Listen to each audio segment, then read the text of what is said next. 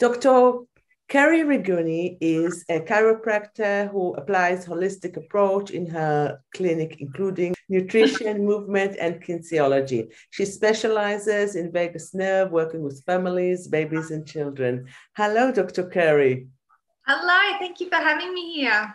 It's a pleasure. So, Dr. Carrie, could you tell us how you got involved with children with developmental delay and autism? Yes, so it's kind of two-pronged. So ever since I was a child, I knew that I would end up working with other children when I was older. It was just part of my calling, so to speak. And then what happened for me personally is I had a health crisis in my 20s where I ended up diagnosed with chronic fatigue syndrome. And I spent a lot of my time studying and learning how to heal myself. And what I've discovered is that a lot of underlying conditions, particularly like chronic fatigue syndrome, have a lot of physiologically similar biochemical underlying issues that are the same in autism and developmental delay. The difference being that rather than being in an adult, it's in a child. So I kind of fell into this in that I knew I wanted to work with children, but I also have that lived experience and applied that to my own practice. Wow, amazing. So, what exactly is the vagus nerve and why is it so important for our well-being? The vagus nerve is, I say it's like the key to health. So it's the largest nerve in the body, and it has two main functions. Number one, it has a lot of control over our automatic processes. So our heart rate, our breathing, our blood pressure, how our food moves through our digestive tract, etc. It has a large influence on all of that. But what it also does, and this is why it's so important, is it controls or it helps us with stress resilience. So it basically tells our body or our nervous system whether we are safe or not. And humans, our nervous system loves to feel safe and it loves familiarity. So anyone who is having a vagus nerve issue and therefore not feeling very safe in any environment or let alone their own body may experience heightened symptoms related to what the vagus nerve connects with, which is the heart rate, the digestive system, the immune system, like pretty much everything. So it's a very powerful nerve. And what is the best way actually to stimulate the vagus nerve and avoid stress? Yeah, so there's two ways. So in children, what I tend to focus on in the practice before I stimulate the vagus nerve is working out why it's not working properly to begin with. So if a child is having some trouble with their vagus nerve, I look for reasons why and things that I can change in their physiology to help their vagus nerve work better. Because what we don't want to be doing is stimulating the vagus nerve too soon and pushing their body into a state that they're not ready for. This is going to feel more dangerous than starting kind of slow and gently nudging them into a higher vagal tone state. So the way that I do that is usually through assessing all of the areas of the brain and nervous system that connect with the vagus nerve, such as the vestibular system, such as the jaw, the TMJ, and even just the spine and structure, work out what's happening in their body so that then their vagus nerve kind of kicks up a notch naturally on its own rather than stimulating it, if that makes sense. And do you have any tips for families at home how to stimulate their vagus nerve? Yeah, so good things to stimulate the vagus nerve are helping with social connection, whether that, within the child's realm of safety. So making everything about play. If a child is comfortable with eye contact, etc., then, engaging in eye contact and really honing in on what they're saying and like helping them feel heard and seen in the moment. Super powerful for a child's vagus nerve. Other things that work really well are getting them to gargle, getting them to slow breathe. So you could practice, you know, like you're practicing blowing out of a straw, getting them to take big, deep belly breaths, but make it a game, you know. So you could blow bubbles or, use a straw to make art, like blowing the paint through the, on the paper, blowing the air to move the paint. Those sort of things are really awesome ways to stimulate a child's vagus nerve without it being like a task. Amazing. And you also speak a lot about the stress hormone. So how does that affect the vagus nerve and what can we do about it? So one of the biggest ways and the fastest ways to inhibit your vagus nerve function is to increase the stress in your body. So we are designed as humans to deal with some stress, but usually it's meant to be in an acute period. And then what's supposed to happen is it's supposed to drop back down again.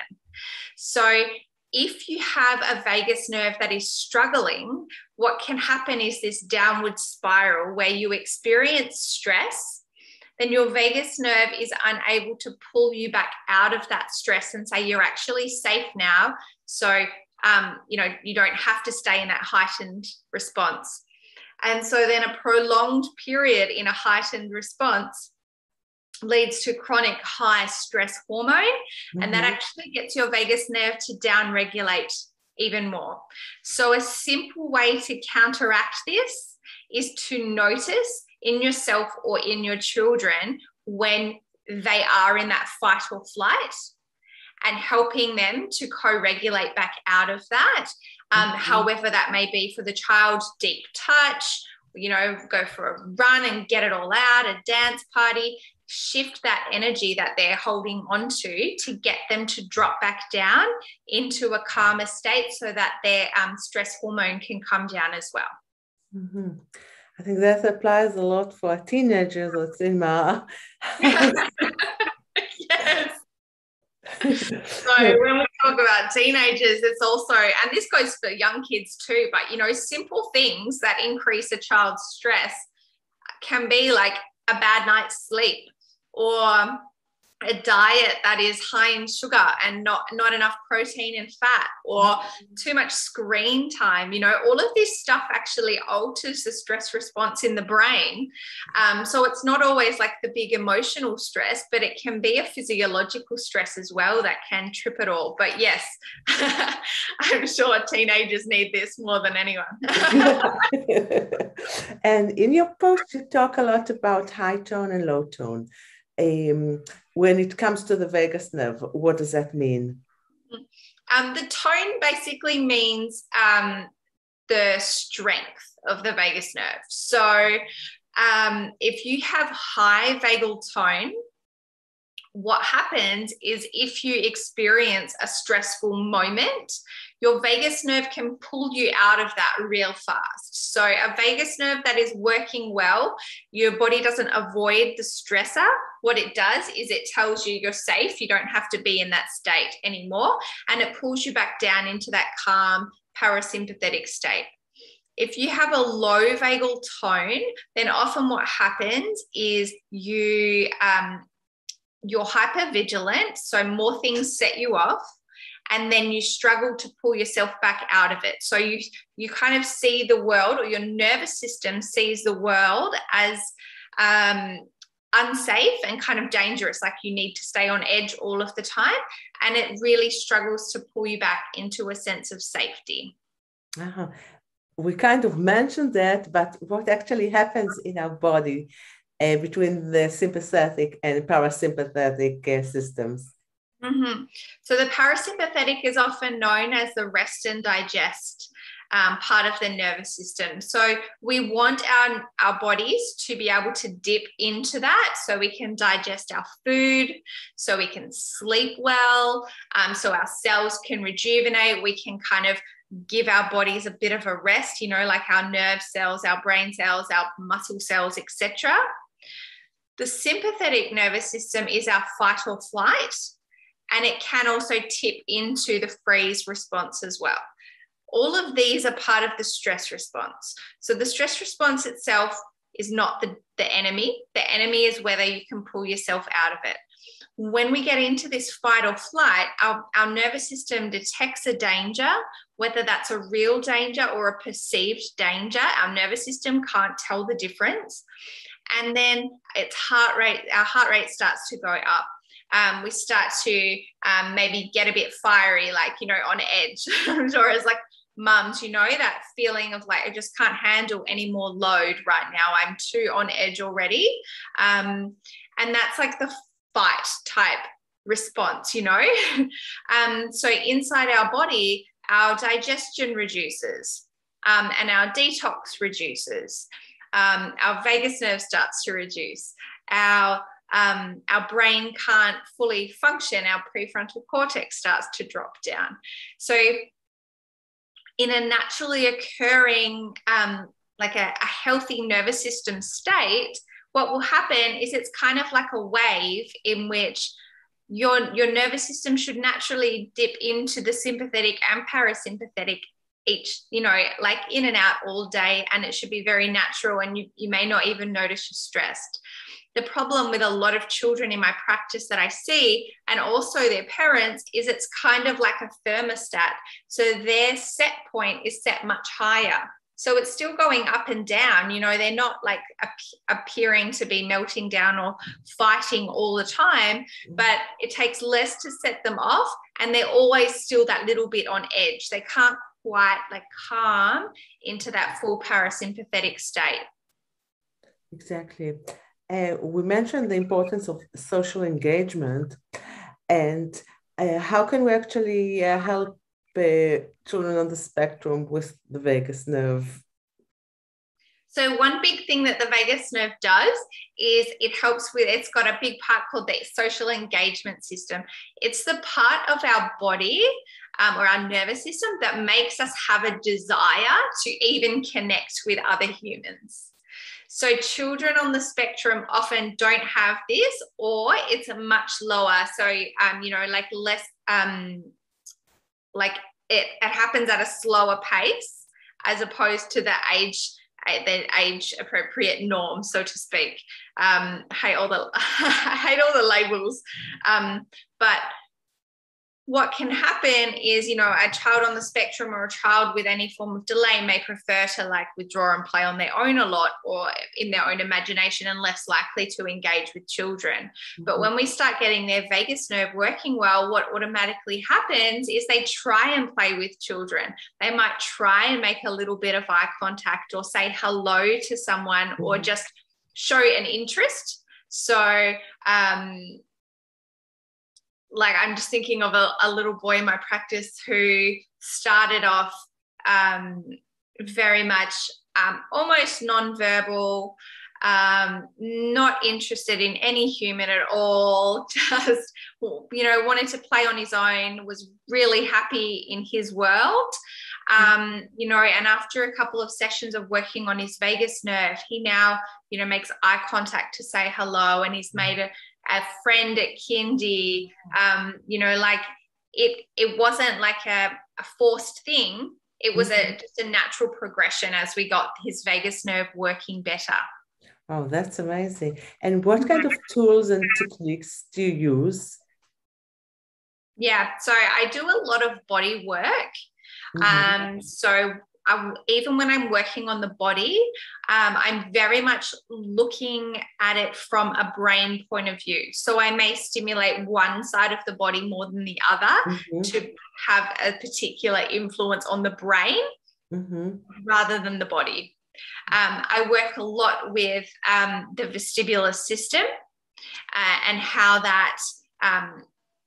a child, if their vestibular system or their balance integration is lower than average, then they've got that chronic stress of working out gravity all day, every day, because we don't escape it. So I kind of like get the lowest hanging fruit, so to speak, like, can their brain handle gravity? Does their brain move well? Does their body move well? And does that input into the brain appropriately?